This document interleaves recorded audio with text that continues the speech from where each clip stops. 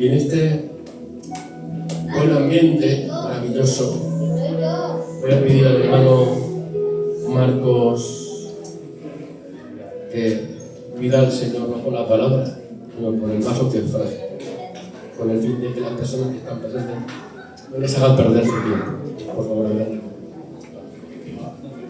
Queremos darte la alabanza, Señor, y honrarte. Presentamos este utensilio, Señor, para que tú te sirvas de su ministerio, para bendecir a tu pueblo, Señor, y tu palabra corra y sea glorificada en medio de tu iglesia. Recibe la alabanza y la adoración. Te ruega mi alma que tu palabra haga bien al corazón, Dios mío, llevando fruto para gloria y honra de tu persona. Gracias, en el nombre de Jesucristo. Amén. Amén. Os voy a recordar un pasaje que es fundamental, clave, muy popular, especialmente entre aquellos que evangelizan a los incrédulos. El famoso Juan 3:16. De tal manera amó Dios al mundo que ha dado a su Hijo unigénito para que todo aquel que en él cree no se pierda, mas tenga vida eterna. Juan 3:16. Un pasaje tomado en boca de los evangelistas para testificar a los incrédulos. Yo he encontrado un pasaje para testificar a los creyentes.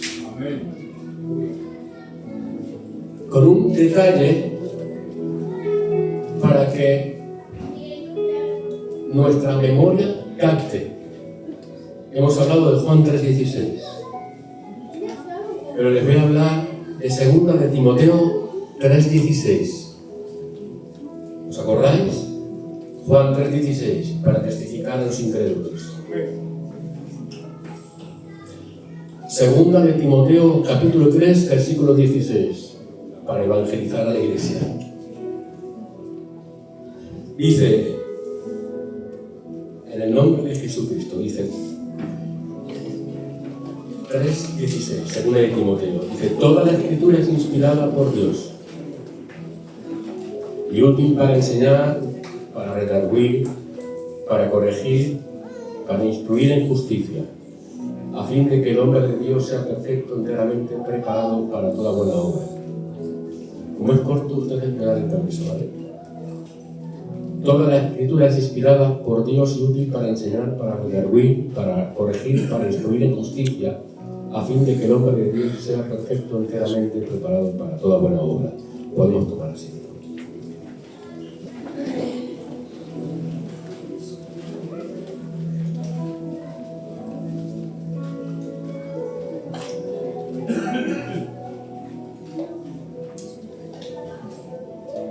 La Biblia te debe de enamorar, no solamente despertar curiosidad.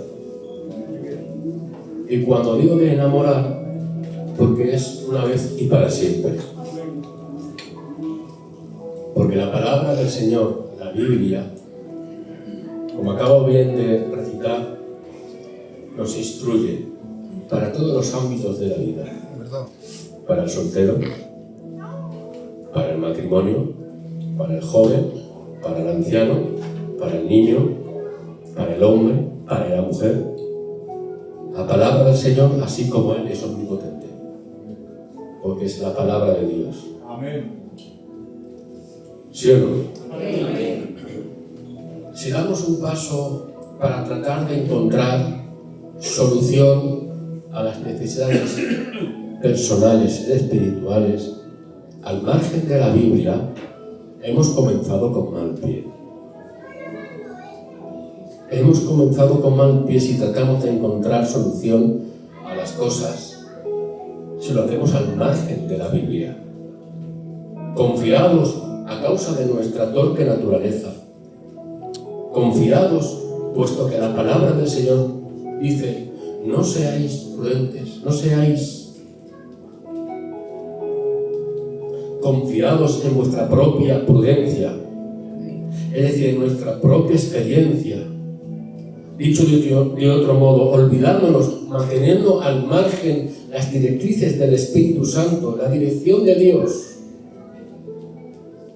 Porque si yo necesito, según el caso, la envergadura de la gravedad, tengo a mi pastor, le comento, el pastor juntamente conmigo orará para tratar de encontrar la mejor de las soluciones bajo la cobertura del Espíritu Santo. Y estoy totalmente convencido, de la misma manera que ustedes, el Espíritu Santo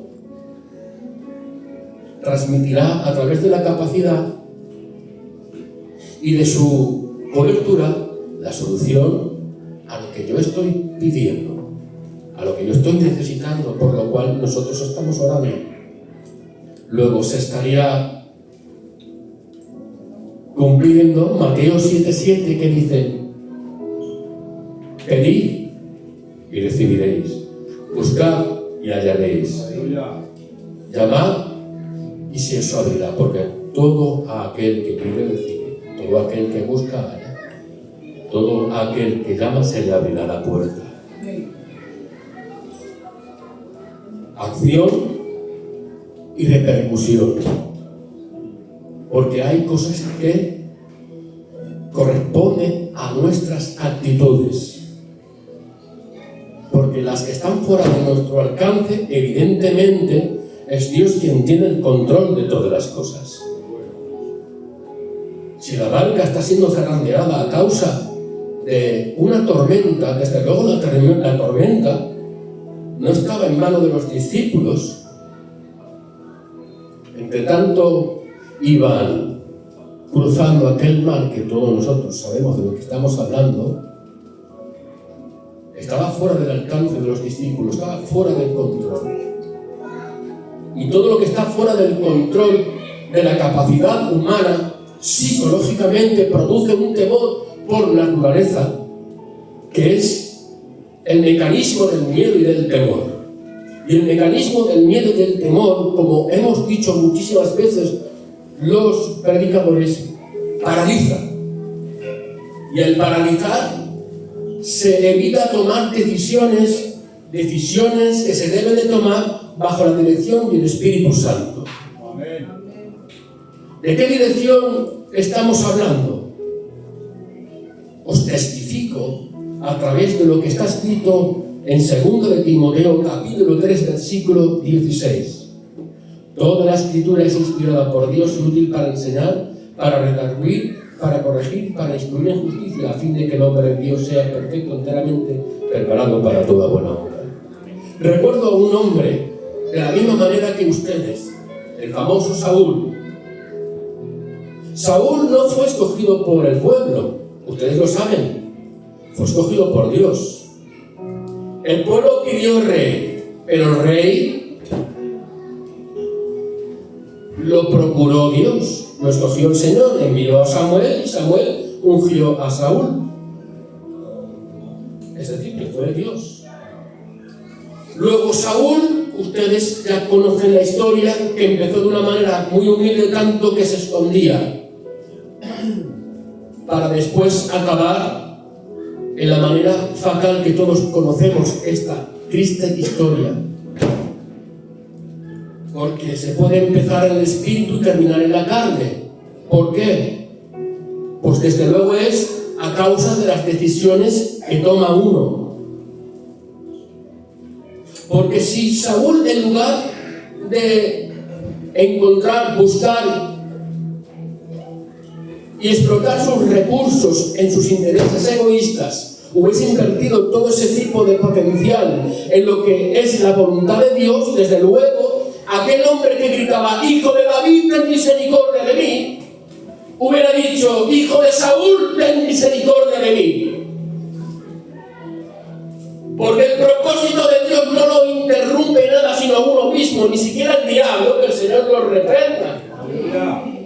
Porque el hombre pecó desde el principio y aún así el pecado interrumpe el propósito. Pero no anula la voluntad de Dios, porque Dios está muy por encima de todas las circunstancias. Ustedes saben que la Biblia dice y enseña que el Cordero de Dios fue predestinado desde antes de la fundación del mundo. Es decir, que Dios en su omnipresencia, en su omnisciencia, Él ya contaba con el error que Adán iba a cometer. Por lo tanto, predestinó al Cordero de Dios para que quitara y borrara el pecado del mundo en su debido momento. Gloria a Dios. Dios cuenta con nuestros errores. Y Saúl, si en lugar de tomar esas actitudes fatídicas, hubiera tomado una actitud más adecuada, su final no hubiera sido el final que marca la historia bíblica.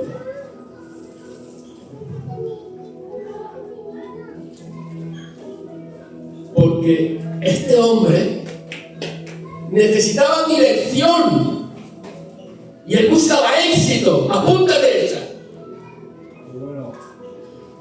Necesitaba dirección, instrucción, cosa que no le faltaba, porque Samuel el profeta en varias ocasiones se presentaba delante de él diciéndole: Saúl, estos caminos no son buenos, no te preparan nada bueno. Si me lo permiten ustedes, voy a lanzar una para mayores de 18 años, como se suele decir. Y Saúl, escuchando la reprensión de Samuel, dijo: está bien, pero por favor, Samuel, vuelve conmigo y sacrifica delante de los ancianos y de los principales del pueblo, para que los ancianos y los principales del pueblo le daran la aprobación a Saúl. ¿Ahora esa? Venga, lo digo. Porque quien no tiene la aprobación busca la aprobación de los hombres. Es bueno, de verdad. Gloria a Dios. Muy bueno.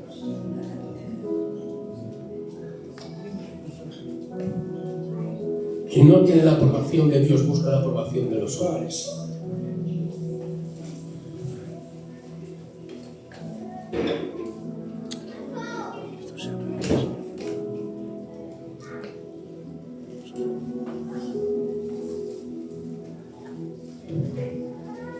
La reputación es la religión de los hipócritas. Me queda esa. Bueno.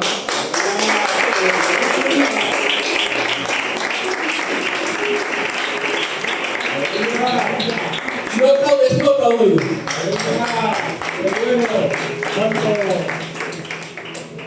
La reputación es la religión de los hipócritas, porque cuando Dios no aprueba, busca la aprobación de los hombres. Saúl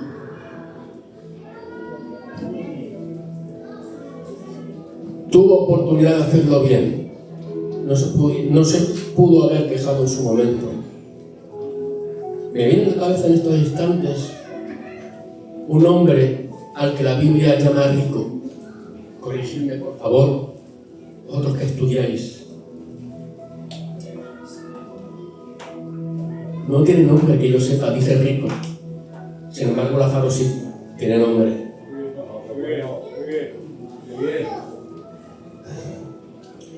Ustedes son buenos entendiendo, yo lo sé. La condición puede ser mucha, pero el nombre, cuando Dios nombra, dijo Satanás, piel por piel, todo lo que el hombre tiene dará por su vida, porque Satanás piensa que somos uno más. Satanás pensaba que Job era uno más, este es uno más. Y de la misma manera que Adán y toda la descendencia, etc., Job también. Todo lo que el hombre tiene dará por su vida. Pero el Señor dice, ¿has visto a mi siervo Job? Tiene nombre. Perfecto, recto, temeroso de Dios y apartado del porque Él te conoce por tu nombre, por tus apellidos. Escucha, otra para mayores de 18 años. Si Dios te conoce, los demonios te identifican. Amén. A Pablo lo conozco, Jesús sí quién es, pero tú quién eres. ¿Os acordáis lo que dijo los demonios? Aleluya. Tienes nombre. Tienes nombre. Iglesia de Jesucristo, tienes nombre. Eres el amado, la amada de Jesucristo, aquel que murió y de entre los muertos resucitó al tercer día y está todos los días en el cielo intercediendo por nosotros. Maravilloso, tenemos a Jesús en persona a la vista del Padre que intercede por nosotros aquí en la tierra, al Espíritu Santo que intercede por nosotros con gemidos indecibles cuando nuestra torpe inteligencia no logra captar realmente las profundidades del alma. Escrito está en el Salmo, dice: un abismo llama a otro abismo a la voz de sus cascadas, porque nuestra alma es un pozo sin fondo inexplicable y necesita otro pozo inexplicable de poder, y su nombre es Jesús de Nazaret. Su poder no tiene fin, su amor es infinito, su misericordia es permanente hace más de 2000 años. En la cruz del Calvario lo demostró, y resucitando de entre los muertos al tercer día para nuestra justificación. Tienes nombre, pero hazlo bien, porque Saúl lo hizo mal y tuvo consecuencias. Qué pena, porque una cosa es no tener oportunidades, pero tener oportunidades así como el rico. El Espíritu Santo me enseñaba cuando Lázaro fue puesto en la puerta de la mansión del rico.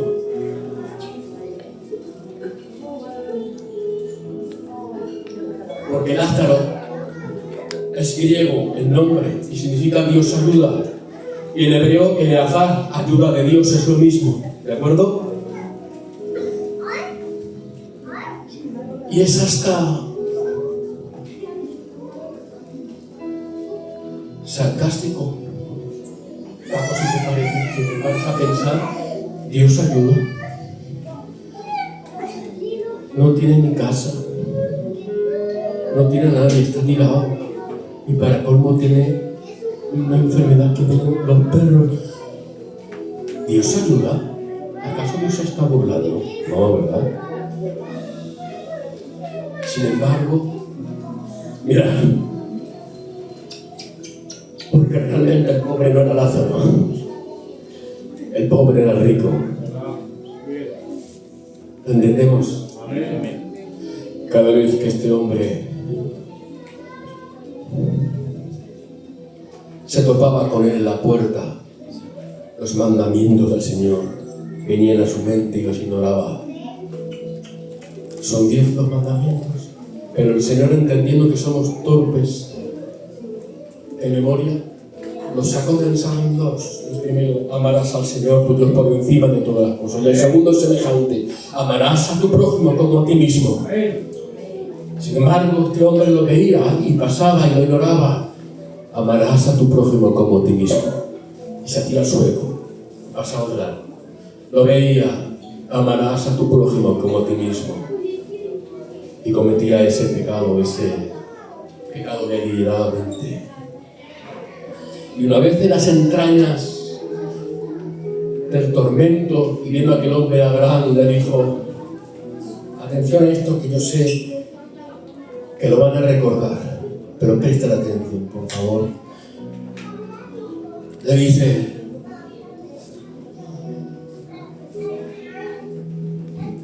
dile a Lázaro que vaya a mis hermanos para que ellos no vengan aquí. Lázaro era un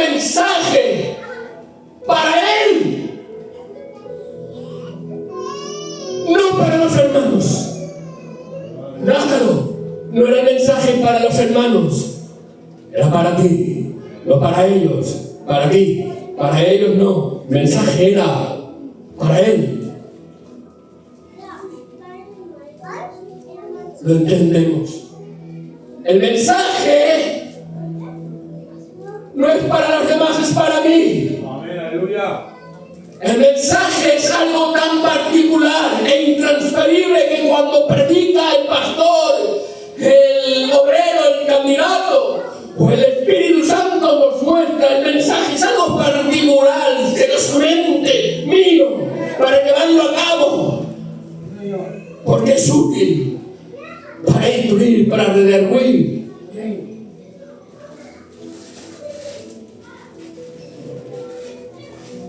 Para instruir en justicia, que es un fruto del cristiano. Gloria al Señor.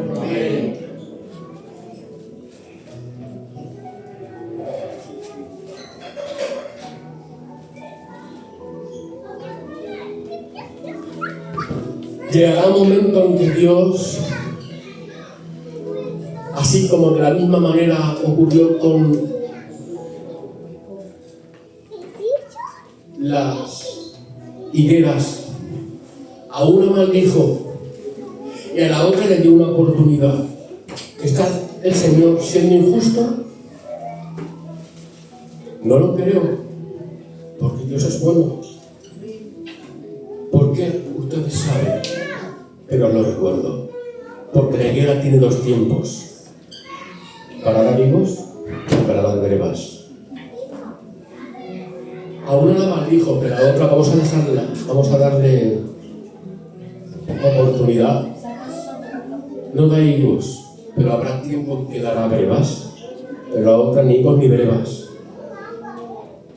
¿Por qué se conoce el árbol? Por sus frutos. Gloria al Señor. Vendrá un tiempo en que el Señor quemará la hojarasca y se llevará una iglesia sin mancha, sin arruga, sin tacha, blanca. Aleluya, porque es el requisito indispensable y esencial, la santidad de Dios. La santidad de Dios no empieza en el culto, con cariño, con amor, con respeto, como usted se lo merece. La santidad empieza en mi casa, ahí bajo el techo, donde nadie me ve ni me puede aplaudir, pero Dios sí me ve. En el modo en que trato a mi esposa, en el modo en que trato a mi esposo, a mis hijos, mis hijas, en el modo en que hablo y me dirijo. La santificación empieza en casa y se manifestará fuera. Nosotros somos santos. Nos ha santificado el Señor. Luego nosotros como tal damos el fruto en justicia para glorificar a Dios, porque hemos entendido al Dios al que servimos y no hay Dios fuera de Él. Gloria al Señor. Job, en su terrible suceso, Satanás le dijo al Señor: pues no le tienes cercado a todo él, lo tienes rodeado. Escucha, en esta frase que te hará bien: el compromiso con lo santo son las bisagras de las puertas que impiden el paso al diablo. Se topa con las puertas cerradas cuando hay hombres y mujeres que se santifican en su forma de hablar, en su forma de actuar, en su forma de vestir, en su forma de mirar, en su forma de vivir. Perfectos no somos, pero dice Proverbios 4:18, dice: mas la senda de los justos es como el luz de la aurora, que va en aumento hasta que el día es perfecto. El que estamos en un camino de perfección va en aumento. No sé si tu vida se ha estancado, La palabra del Señor dice que tiene que ir en aumento. Todos atravesamos serias y difíciles etapas en nuestra vida, como el salmista David nos ha dejado patente en el 23. Jehová es mi pastor, nada me faltará, en lugares delicados pastos me hará descansar. Aunque ande en valle de muerte, de sobre de muerte, no temeré mal alguno, porque tú estarás conmigo. Sea cual sea la etapa por la que estás atravesando, si la atraviesas juntamente con Él, no te preocupes. Gloria a Dios. Porque dice que son sombras de muerte. La sombra de un perro no puede morder. La sombra de una espada no corta.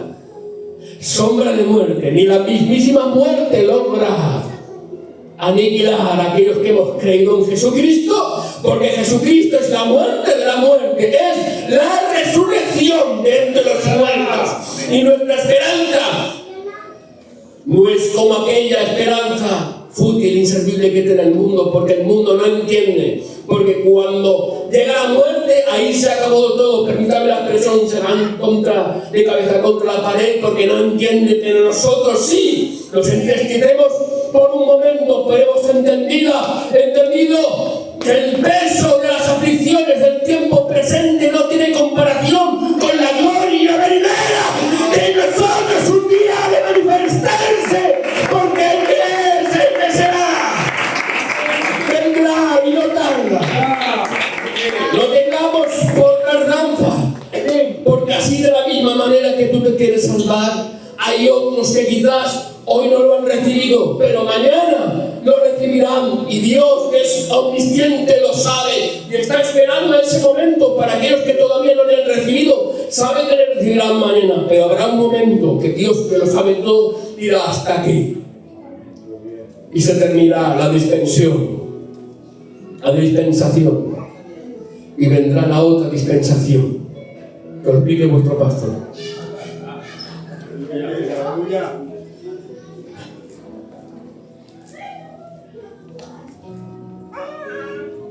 Si Saúl, en lugar de éxito, hubiese buscado dirección, le hubiera dicho la dirección: necesitas arrepentirte. Porque no era tal el pecado, porque no hay pecado que Dios no pueda perdonar, salvo la blasfemia contra el Espíritu, que os lo pide vuestro pastor. Claro, si se hubiera arrepentido, entendemos todos también de David, la historia de David, pero David, como fruto de su arrepentimiento, escribió el Salmo 51, que demuestra el Salmo del arrepentimiento y por tanto de la salvación. Gloria al Señor. El arrepentimiento, queridos hermanos, no es una palabra litúrgica, religiosa, maravillosa que escuchar. El arrepentimiento ha de ser algo práctico. ¿Saben por qué? Porque somos imperfectos y como tal, si no es de una manera, pecamos de otra. Es necesario arrepentirnos y así dar lugar a la obra del Espíritu Santo, que es totalmente capaz para transformar nuestros malos deseos y darnos la capacidad, la posibilidad de aislar. Escucha, te voy a decir una cosa. Mientras estemos en este cuerpo de debilidad y de corrupción, te voy a decir una cosa, ¿me permites, pastor, hermanos ancianos? La libertad, no vas a dejar de tener malos deseos. Deseos que cuando el hermano te ofende, de venganza. Bueno, no hace falta entrar en detalles, porque estamos en un cuerpo de corrupción. Pero sí que hay una cosa que el Espíritu Santo hace, que a la capacidad cognitiva son los sentidos sensoriales del cuerpo, que no llegue a embargar el corazón, que es el alma. Que Dios me dé la capacidad para explicarlo, porque esto es maravilloso. Porque cuando el hombre fue creado en espíritu, alma y cuerpo, y cuando pecó, el orden de gobierno se invirtió, porque el espíritu gobernaba el alma y el alma el cuerpo. pero cuando el hombre fue deteriorado por el pecado, se invirtió, espiritualmente murió, y por lo tanto es el cuerpo que gobierna el alma. Por eso se le dice a el alma carne. No es el cuerpo la carne es el alma, los deseos del alma. Sin embargo, aquel hermano o hermana que está bajo la cobertura del Espíritu Santo, el Espíritu Santo en su infinito poder impide que la capacidad cognitiva, es decir, los 5 sentidos, sean embargados por el pecado, embargando el alma. No llega porque lo detiene por algo que dice la palabra: dominio propio. No por mérito ni por fuerzas propias, sino porque Dios, el Espíritu Santo, te da la fuerza suficiente para llevar a cabo aquello que es solamente, exclusivamente, con la intervención del Espíritu Santo. Y entonces, ocurriendo esto, quien gobierna tu alma es el Espíritu. Espíritu con minúscula, ¿vale? Tu espíritu. El Espíritu Santo gobierna tu espíritu gobierna el alma, y el cuerpo obedece. Y entonces sí, se corrige el orden espíritu, alma y cuerpo, y no al revés. Amén. Gloria al Señor. Y Saúl fue gobernado por los intereses de la carne. Si en lugar de éxito hubiese pedido dirección, la dirección no hubiera dicho: arrepiéntete porque lo estás haciendo mal y vas a acabar mal. Pero el hombre continuó por sus actitudes, porque hay actitudes, porque un hecho es un acto, pero un acto repetidamente se convierte en una actitud. ¿Me he explicado? Por lo tanto, es momento de tener actitudes según el Espíritu Santo, porque estas actitudes sembrarán de modo y manera que en el futuro, en el tiempo que Dios establece, porque las prisas sobre los hombres, pero el tiempo, el kairos, le pertenece a Dios. Vendrá el momento en que esas promesas que tanto recitas vendrán a cumplirse, porque las promesas se cumplen en tanto nosotros estamos bajo la cobertura del Espíritu Santo y cumpliendo las condiciones de las promesas. Con esto os dejo, porque hasta esto es necesario. Dice el Salmo 37, si no recuerdo mal, dice: deleítate a sí mismo en el Señor, el Señor te concederá las peticiones de tu corazón. Encomienda a Jehová tu camino y confía en Él, y Él hará. Deleítate a sí mismo en el Señor. Pero a que nosotros nos ha llamado poderosamente la atención, Él te concederá las peticiones de tu corazón. ¿A que sí? Pero no nos hemos parado a pensar que dice: deleítate a sí mismo en el Señor. ¿Qué significa eso?